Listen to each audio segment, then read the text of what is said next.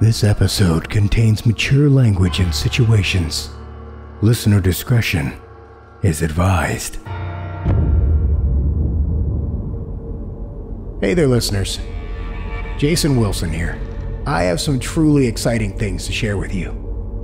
In less than a month, the first episode of Season 4 will be dropping into the feed, and we can't wait to share another delightful cavalcade of terrific terrors. As we get set to turn the page, it's my pleasure to share with you that the Grey Rooms will soon reach the 1.5 million download mark. That still feels unreal. The Rooms began as a dream, and today they play host to dozens of talented actors, writers, and production staff. Because of that tremendous support, your tremendous support, Season 4 will mark a new addition to the podcast: ads. Now, you may have already noticed them in our most recent episodes and extending into our back catalog. I know, advertisements showing up in your favorite podcast can be frustrating, but I hope you understand what this means for all of us on the show. Not only is this a reward for all of the past hard work we put in, but the addition of ad revenue means we can work all the harder to bring you ghoulish, ghastly, grisly experiences going forward. And don't worry, we're going to do our best to make sure that the ads don't disrupt the show. You have my word on that. And hey, if you do decide that you don't enjoy the ads, our Patreon is getting better and better all the time. We have several tiers to choose from. Find the one that's right for you and enjoy the perks associated with it, including Bane, which is a podcast inside a podcast, and, most importantly, 100% ad-free episodes dropped well ahead of the main feed. Higher tiers give you a chance to go behind the scenes, maybe get some cool swag, and even listen to all new tales non-patrons may never hear. If you're interested, why not come and check us out over on patreon.com/thegrayrooms. Alright, I think that's enough for me for now. I can't tell you how excited we are to get this next season of The Rooms into your blood-soaked hands. It's in that spirit. All of us thought we'd offer up this enthusiastic thanks to all of you for coming along on this journey with us. So, if you'll allow us, once more with feeling.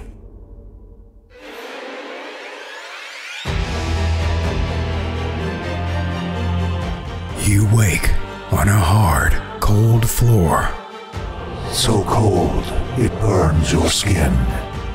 The air smells of sulfur and ash. Your head throbs. Your mouth is dry. You have no idea how you got here. Panic sets in. Fear becomes terror. What have you done? What brought you to this place?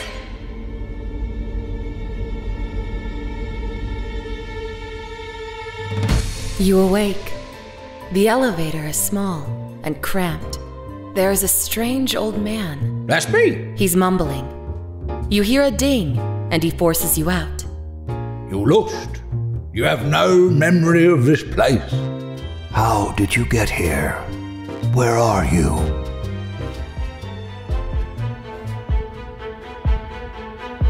You wake, standing on the doorstep of a beautiful mansion. The front door stands open. You can hear voices, music. So many people. You step towards the door.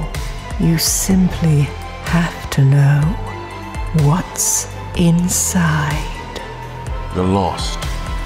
You have no memory of how you got here. It doesn't matter. It doesn't matter. It doesn't matter. Because now, you belong to the Grey Rooms.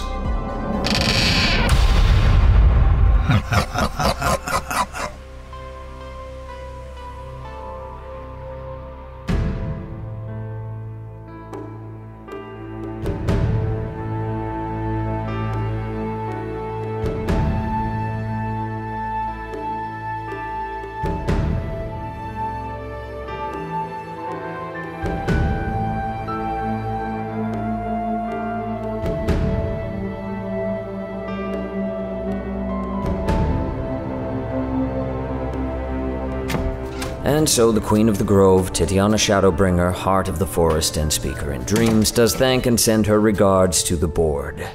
As always and evermore, we value our participation in this most storied and potent undertaking.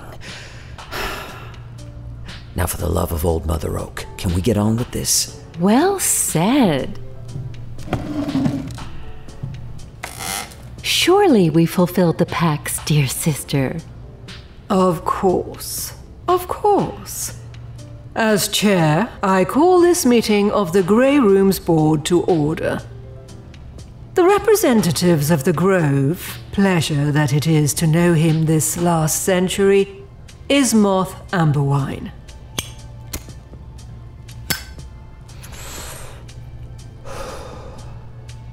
Glad we can finally get on to new business, Miss Pennemew. Very glad indeed. Representative to the Mount? Nearly a millennia now, isn't it?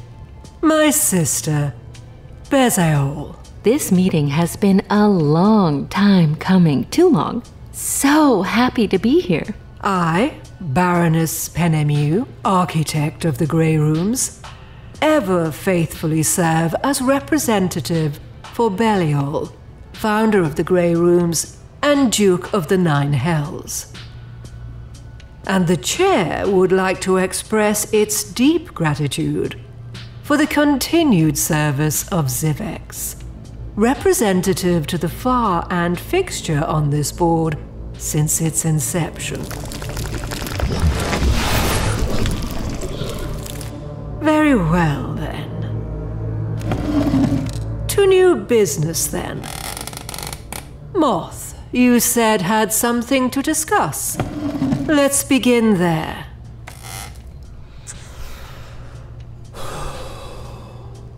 Yeah, I do. Madam Chair, members of the board, I have been asked by Her Majesty to formally declare we are out. I'm sorry? I don't understand. The Grove is O-U-T. We've let the Hells run this show and, well, how's that been going recently, Architect? I take exception to that, sir. I hardly think... I'm sorry to butt in, dear. Mother feels the same way.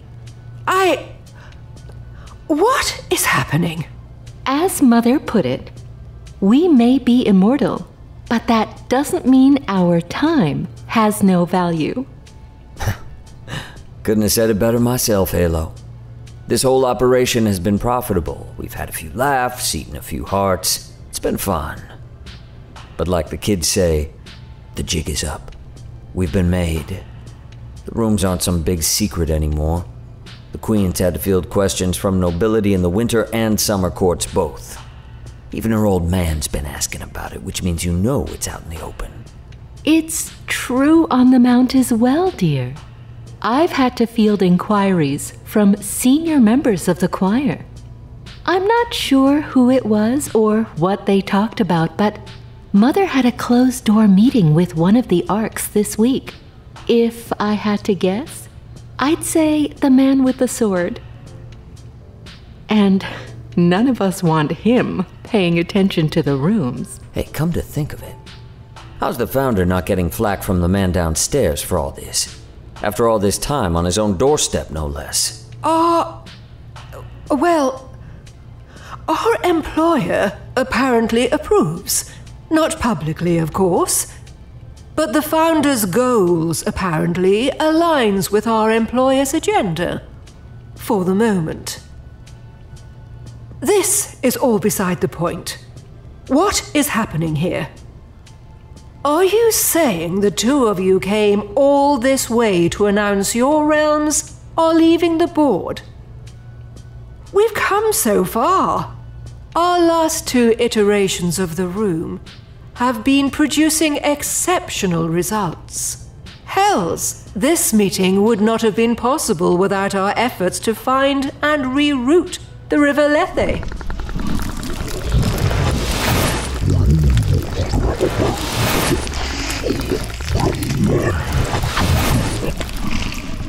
No one is doubting that you can put on a pretty light show. And it's great to see Tentacles in person again. As long as you don't stare too long.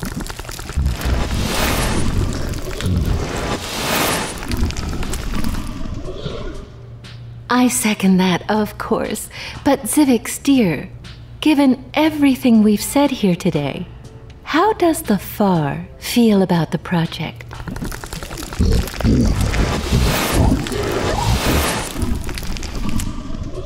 Well, there you go. Unequivocal support. Good to know that someone here still remembers the value of our pacts. Perhaps if the project were more competently managed? Uncalled for, dear sister. I am not the one who now has a mortal on my staff. Oh yeah, the kid. What's the deal with that, Pen? I will answer your question and your accusations in the same breath. The idea that the project has been incompetently managed is ludicrous. But I will allow that there was a great deal of overdue house cleaning that needed to be done. Certain persons are no longer with us. The kid, the Admiral, has proven to be made of stern stuff.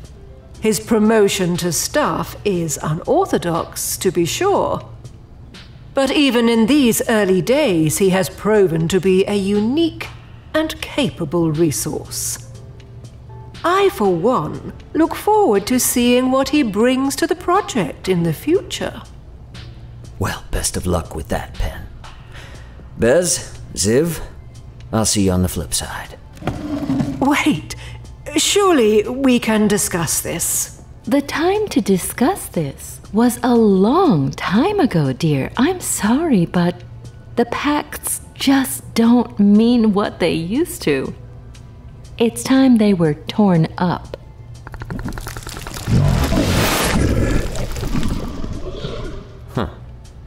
From the mouths of monsters.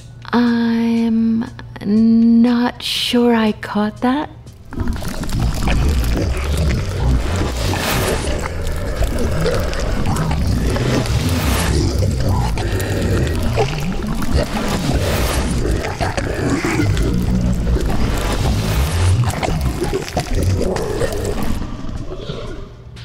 That is an interesting proposal. I'm sorry. I'm still having difficulty understanding our well-traveled friend. Could you explain? It's easy, Halo. Xivvix is agreeing with you. Do just like you said. We tear up the pacts. The Grey Rooms were a long shot in the beginning, the first time the Old Realms worked together directly. The original pacts, drawn up by our respective elders, were built to make sure we didn't screw each other to death. And to minimize the damage if things went sideways. But in the years since, we've built up a certain level of trust. What if we were to acknowledge that? Update the frame upon which this alliance is built? The worlds have changed. We've changed. But the potential of the project remains. Yeah, what she said. My queen and your Seraphim mother don't like how the project works anymore, right? So let's fix it. Rip up the old paperwork and make something new. Something better. I know we don't always see eye to eye, Bezial. But will you at least consider this as an option? Speak to Mother about it. You know what? I will. This could be interesting. A new chapter for the Grey Rooms. The 4 realms together. With an equal seat at the table this time. Thank you, dear sister. And you, Moth. Baroness? You bet your ass I will. Excellent. Civics, you approve of this course of action, I hope?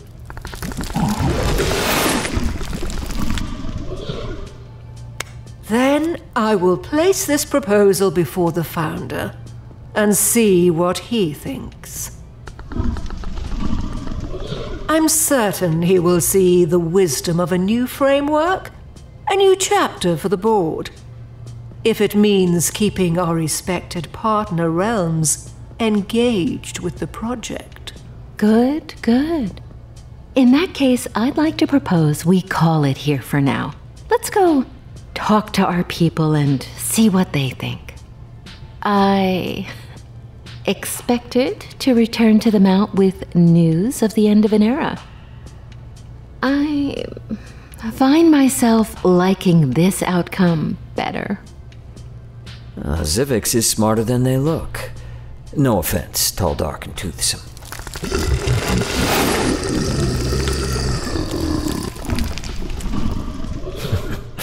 Agreed. I'll go speak to the Queen. We can each draw up a list of suggestions for what the new pacts might cover. Just to tip my whiskey glass, ladies and squids, she's going to want more of a hand in day-to-day operations. If we're going to keep the lights on, the Grove can't trust the Brimstone Brigade to do it alone anymore. As you said, let's all discuss this proposal privately and reconvene. I'll send along messengers with a new time and date.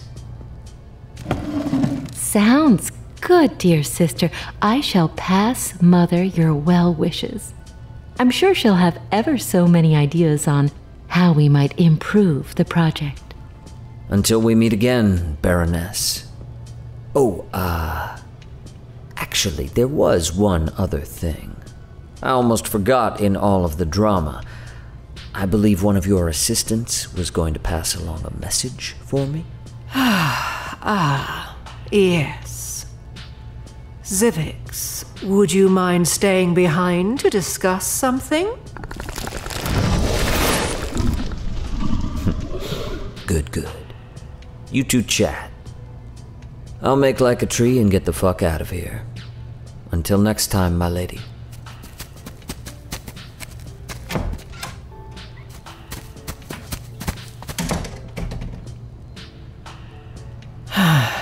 Yes.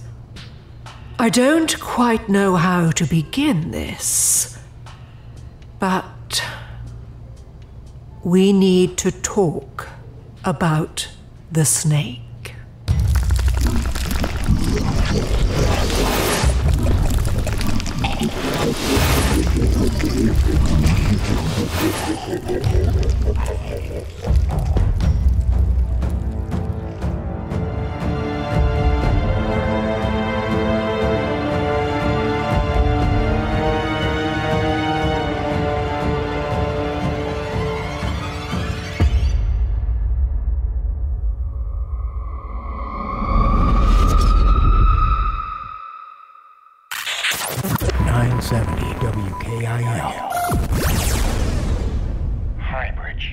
Welcome back, listeners, to Late Nights with Howlin' Mad Murphy. Mad Murphy. Boy, do I have a treat for you. It's rarer than ordering the steak at Cap'n Dave's Fish and Chips. Tonight, we have a special in-studio guest. Author of multiple New York Times bestsellers, the Jeremiah Jones series, Ryan Bell. The smug dick in front of me has no idea of the pain waiting for him. This local celeb doesn't even rate on the importance scale of people I've interviewed. However, this will be the first time I've caught a murderer on air. The radio gods will have no choice but to elevate me to a nationally syndicated level. But I know this bow-tie-wearing monster killed my sister and her family, or he knows who did. I planned ahead and emptied the radio station studios. I convinced my producer that I could run the show on my own for one night, paid the guard at the desk $100 to go home and not come back until the end of his shift. Everything was set. Tonight, belongs to me, Robert Howlin Mad Murphy. Thank you for having me. You're kind of a big deal here in Highbridge, aren't you? Well, I do have lunch with Mayor Hart once a week. Oh, I usually get up around lunchtime. I hope this interview isn't too late night for you. I do some of my best work at night. Murder and mayhem at the witching hour, is it? Actually, the term witching hour goes back to early fears of the Catholic Church. They believed that devils and witches operated when the veil between worlds was thin, 3 or 4 a.m. usually. Or in Western Christian culture, it was the perverse inversion of 3 p.m. when Jesus died to 3 a.m., the devil's hour. I'll call the folks over at the ABC affiliate and let them know I've got an idea for a new after-school special. Huh. You seem to know a lot about the activities of witches out at 3 a.m. Research is one of the more powerful tools in my writing toolbox. The critics and reviewers say your novels center around a detective that solves supernatural crimes. Kind of like X-Files or one of the brothers from Supernatural. Those are television shows. And an oversimplification of... So it doesn't involve a detective? Well, yes and no. Detective Jones is... My favorite book character is Jack Reacher from the Lee Child novels. He was an Army MP turned wanderer. Great guy. He shows up, trouble ensues, sleeps with a woman, beats up some bad guys, and boom, moves on. A close second is Alex Cross from... Do I get to finish answering questions in this interview? Sure. What do you know about the murdered family here in Highbridge about 6 months ago? The who? What murders? I watched him shift uncomfortably in his seat. It surprised me that someone who writes about gruesome things could be so nervous. The brutal killing of the Tate family, mother, father, son, all ripped apart. Organs were missing, skulls crushed. Big news around here. There was a quick investigation, and the case was closed. Prematurely, in my opinion. Wasn't Sheriff Rowland quoted saying that it was a pack of rabies-infected animals? I know you're a writer of fiction, but come on, really? I think you know what happened. A great researcher like yourself would have questioned why the police found no animal tracks or fur anywhere inside or outside the house. I believe that I found a way to research some answers. The spring-locked manacles activated with a push of a button and secured Mr. No-Good Murderer to the chair. The dark web had led me to a fetish website that catered to any need. It was easy to sneak everything past the guard desk. I'll get to the truth one way or the other. Hey, what the hell? Don't go away, folks. It's time to pay some bills and do a quick commercial break. We'll be back in about 30 seconds, and you won't want to miss this. You're listening to WKIL Talk Radio Highbridge, home to Bob and Tammy in the morning and late nights with Howlin Mad Murphy. Ahoy, mateys! It's your pal Captain Dave, inviting you down to Captain Dave's Fish and Chips for the best dinner from the 7 seas. Home of the $4.99 fish basket. Bring in the coupon from the paper and get half off an appetizer. Give the little woman a night off and bring the kiddos to play the Swab the Deck game for a chance at a free dessert. If the bow is full, there's extra parking in the stern. Captain Dave is not responsible for pirates or thievery. Anyone caught doing so will walk the plank.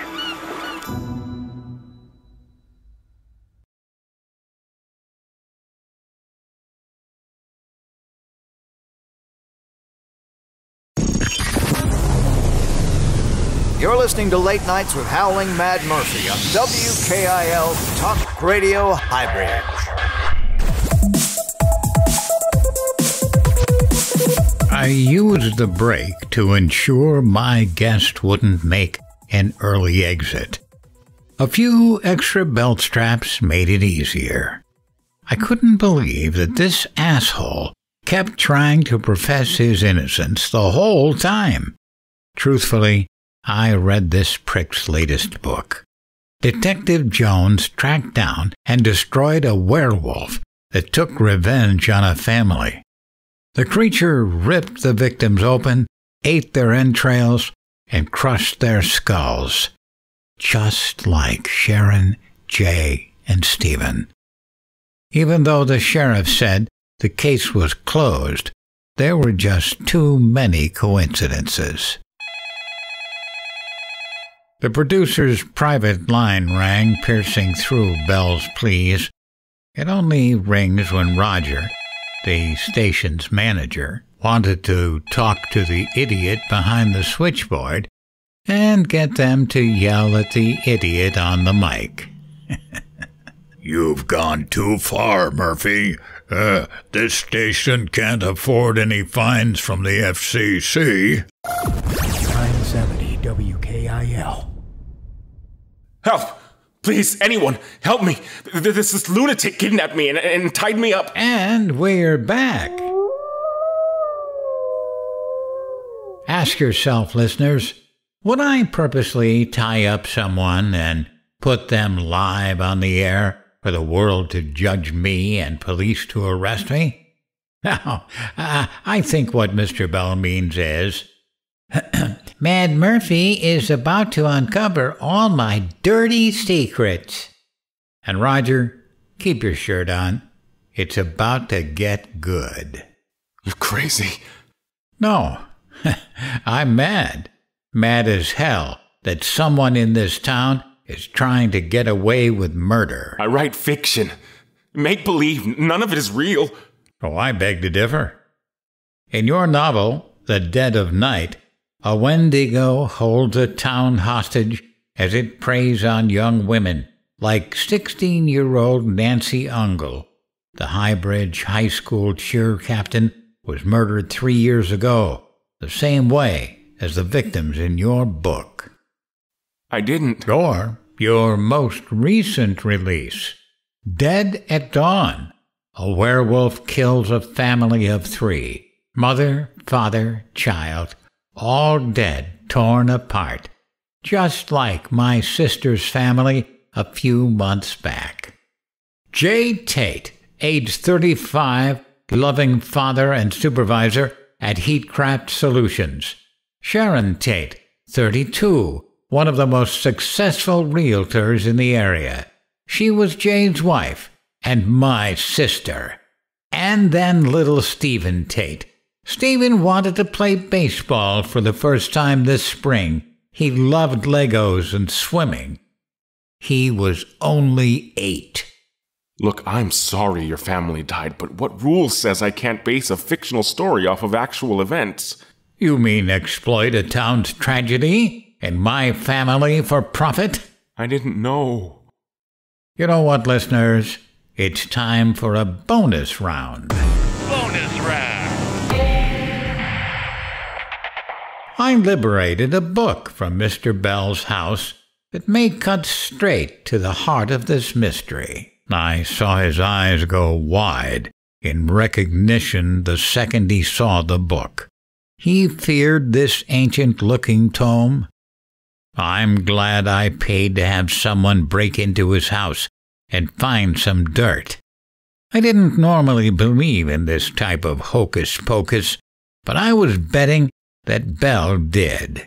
During every other interview, he spouted his occult mumbo-jumbo as if it were some new-found religion. Where'd you find that? Doesn't matter. The fact is, I got it. Are you a warlock? Or a wizard, perhaps? What chapter talks about needing body parts to fuel your demonic rituals? Let's give it a read and see what happens. Please, you don't understand what you're doing. How about a truth spell? No. A spell of true sight will reveal all secrets, is what it says on the page. Oh, very meticulous writing for a murderer, by the way. Please, stop.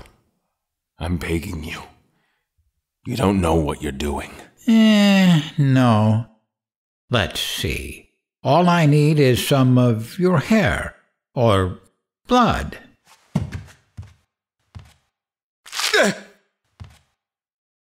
And to read the following passage.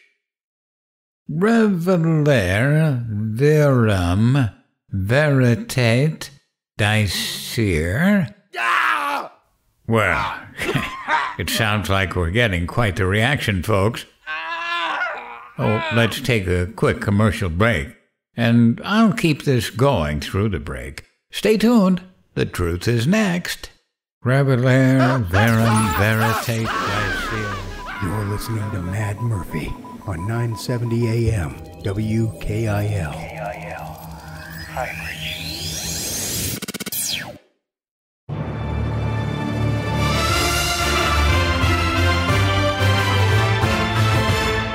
This is WKIL Talk Radio, bringing you the news that the mainstream doesn't want you to hear.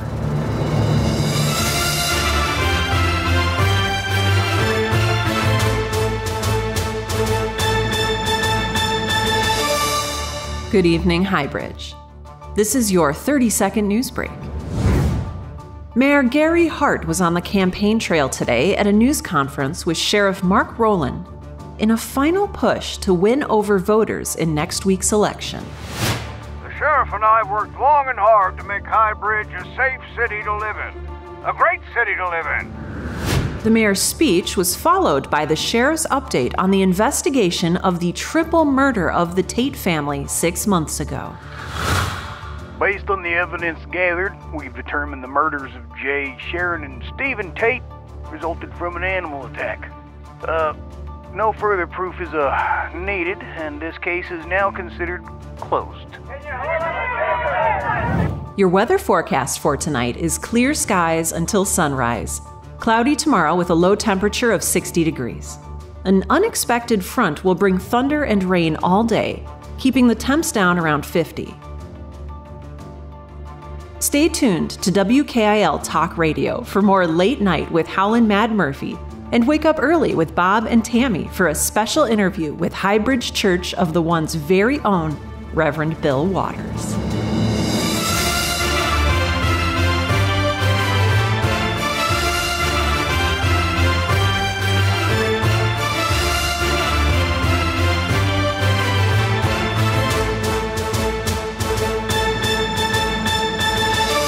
You're listening to Mad Murphy on 970 AM WKIL. Revelare verum veritate dicere. Revelare verum veritate dicere. Revelare verum. I couldn't stop chanting the spell. The book's words and my voice started to change Bell physically. I could hear bones cracking under the skin and reforming. His hair sucked back into his body.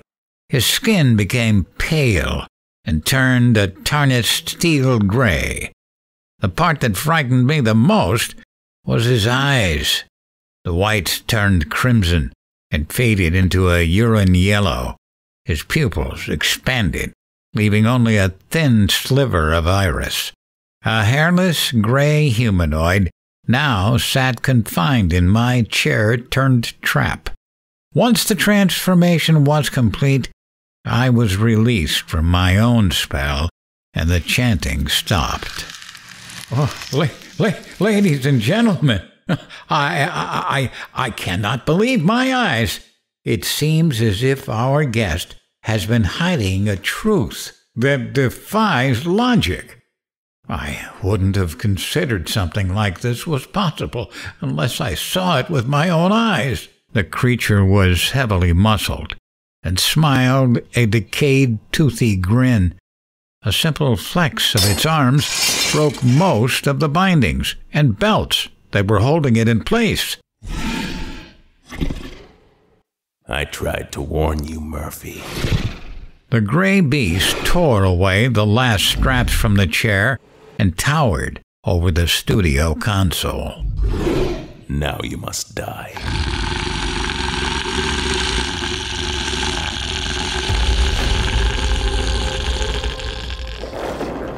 I tore off my headset and threw it in a futile attempt at a distraction. I ran, letting my chair tip over between us as the creature lunged at me. I just need to make it to the door. Diving to the other side of the room, my fingers clasped the doorknob, and I flung it open and quickly shut it behind me before clawed fingers could end my life. The door shook in the frame, its metal caving slightly. I needed to move. Sprinting down the hall as fast as my legs would carry me, the bright on-air sign showed that the live broadcast was still going. If I could reach my car, everything would be okay, and I could make a break for it. Darkened offices on either side of the hallway flew by as I ran faster. The exit came into view. Freedom was in sight. But then, two figures stepped into view between me and the door, and I slid to a halt. They were between me and escape. Oh, Sheriff Rowland, thank God! There's a monster after me! Adrenaline was pumping through my system, and I must have been seeing things, because I thought I saw another person next to him, only it wasn't a person. No. Oh, that's impossible. Now, Murphy, I'm gonna need you to calm down. No, you're not listening. That's a... Yes, everyone knows. We were listening to your show. Concern started to replace my confusion as I watched the smaller-sized gray creature, similar to the one Belle had transformed into, stood there, putting its hands to its temples as if massaging away a headache. I was stunned, paralyzed with horror and confusion. I told Ryan this was a bad idea. Now, how could any of us know that this idiot would get a hold of the book? I don't know. What's going on? I need to get out of here. Belle stalked into view, clutching the tome of spells in one hand, long, skinny fingers wrapped around its binding. That was when I looked down and saw a familiar body in a bloody heap behind the security desk. Poor Roger. He was probably so pissed at what was on air that he drove to the station to stop my madness. Another needless death. Ryan, take care of the dead air problem. The sheriff and I will deal with this DJ. Mr. Murphy, first I'd like to say it was never our plan to kill Sharon, Jay, or Stephen. They were in the wrong place at the wrong time. I knew Ryan was one of us and reached out for help. He showed us that others were already here. Gary, Mark, and Reverend Bill. They all helped me stage the scene. The mayor, sheriff, and the goddamn reverend? My fear intensified as I watched the sheriff shift and change into a hulking, colorless creature. I felt the breath leave my body, my heart trying to beat its way out of my chest. Eventually, adrenaline-fueled fright broke through the paralysis, and I sprinted for the door. But Sheriff Rowland was quicker, pushing me to the ground. Rowland grabbed a hold of my feet and twisted my ankles until they crunched. I cried out in pain and shock as he took hold of my hair and dragged me down the hall.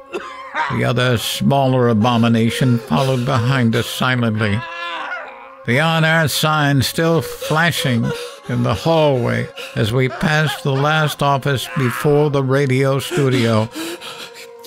I caught a glance through the low glass window in the hallway. Bell sat in my chair in front of the mic. But the words he spoke were not his own. They were said in a perfect imitation of my own voice, and I want to thank my special guest, author Ryan Bell, for letting me act out a scene from his upcoming novel Dead Air. It's an honor to be written into what is sure to be another New York Times bestseller. Worry not, Highbridge. We'll be back next week, talking with Mayor Hart about the election. Might even get a straight answer out of our jackass mayor on his exact plan to clean up this town. The mimic changed behind the glass, morphing into a familiar aged face. A face that I saw in the mirror every morning before I shaved. The Robert Howlin Mad Murphy doppelganger stared right at me, mirroring me, until he made a quick throat-slashing motion.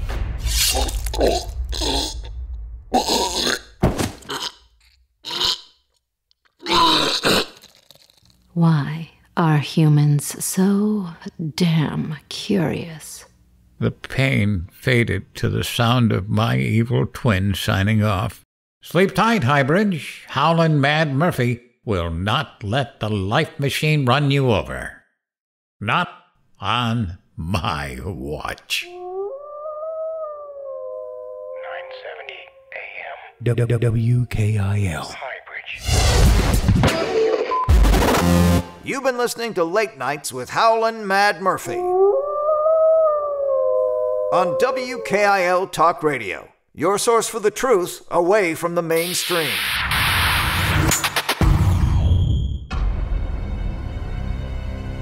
Dead Air, written by Arthur Unk, with performances by Joe Stofko as Robert Howlin' Mad Murphy, Eddie Cooper as Ryan Bell, Graham Rowat as the announcer, David Cummings as Captain Dave, Sarah Ray Werner as the newscaster, Graham Rowat as Mayor Hart, Jason Wilson as Sheriff Rowland, Christa Lewis as the Mimic, and all additional radio audio was by me, Jason Wilson. Investment from the Board, written by Michael Zenke, featuring performances by Mark Whitten as Moth, Christa Lewis as Bez, Margaret Ashley as the architect, and Jason Wilson as Civics. Musical compositions by J.M. Scherf. Episode artwork, web development, and creative direction by Cassie Pertite. Patreon management is by Brooks Bigley. Videography is by Hale Scherf. Community management by Tori Miller. Audio engineering and sound design was by me, Jason Wilson. We hope you enjoyed our Halloween preseason episode. Now, it won't be long before Season 4 will be debuting at the end of November. And as some of you may have seen on our social channels, our patrons got a glimpse of the dark horrors within Mark Tauss's mind with a brand new 5-episode miniseries called Descent into Hell. If you'd like to join the fun, you can head on down to patreon.com/The Grey Rooms and take a glimpse into the horrors yourself. Otherwise, stay tuned, listeners, as we'll be dropping into the public feeds next month before we wander back into the rooms. Speaking of our patrons, we would also like to take the time to thank our patrons once again, and to any of those who have taken the time to leave us a 5-star rating and a review. Those reviews keep us at the top of the charts, and makes it easier for more twisted souls to find the show. Patrons like Aaron Anthony, Allison Chains, Amanda Siegfried, Amy Nikolai, Arthur Unk, Colton Quickle, Danny Garraway, Danny the Spoon Lord, Doozer Pendon, Eli Dowell, Ellen Houghton, Emily Cullen, Eric Pritchard, Eric Phones, Evan Jaffe, Harrison Lively, Jackal Bot Snows, Jason Porras, Jeremiah Overstreet, Joanna Walker, Julian Rether, Karina Sonina, Kay Davis, Kelly Bear, Klaus H., Kyle Wilcox, Laura Lupinetti, Lynn Browning, Meza, Megan Pruitt, Michael Velez, Mitch Gerrits, Michael Philic BG, My Ex Does Porn, Couture Lane 36, Paige Pye, Paik Carey, Patrick Stewart, Philip Aki, Plin Plin Plon, All Night Long, Ramius, Ronan Kumori, Ryan McGann, Ryzan the Mad, Sandy King Carpenter, Sean Geary, Serena Eli, Spirit Live, Talicia Gallman, The Good Prof, Teresa Tabor, TJ Hodder, Undisputed Baron of Disneyland, Wolf Delta Pi, Zektros Vraskul Shaktolas, Tommy Hernandez, Chris Barth, Hislet, and Alejandro Franceschi. And the Grey Rooms is also streaming for free on Spreaker. Download the iHeart Spreaker app or open the browser and search The Grey Rooms. And we here at The Grey Rooms love our fans and want to give back to you in the best way we know how. And we have a lot of fun things to show you, and we hope that you like them. You can find out more by joining us on social media. You can find us on Instagram, YouTube, Reddit, Twitter, and Facebook. And we took your advice and extended an olive branch to all of the tortured souls who have passed through the rooms. Our emotional support group is always looking to help you with all of your needs. Oh, and don't forget about our merch store. It's full of epic designs and logos for you to sport, showing the world that you are a survivor of these very rooms. And right now, everything's on sale. 35% off. Head over there, grab yourself some swag, and show it off. What? All of this can be found in the show notes or on our website at thegrayrooms.com. And once again, I can never stress enough the Discord channel. It is the community on Discord. Jump on in there, meet the authors, meet some of the voice talent, meet the staff, join us for movie nights, join us for game time, join us for just conversation. And do you have an idea? Well, jump on in there because everybody is there to support. I'm telling you, the Discord is fun, informative, and supportive. If you have not joined, your loss. But fix it. Join today. Well, thanks again ever so much for listening to this, our second preseason episode of Season 4. We truly do hope that you enjoyed this wonderful story. It was, kind of took me back a little bit from my days working in radio. You know, I got to do all that kind of jazz. That was a lot of fun. Thanks, Arthur. I appreciated that. We have a lot of work yet to do before this season is ready to roll. So we need to get back to grinding and get ourselves prepped to deliver what you expect. High quality 5-star audio gold. And we here again at the Grey Rooms thank you. And we hope that you have a very happy Halloween with all of your friends and family. So till next time, we'll see you soon. Happy Halloween.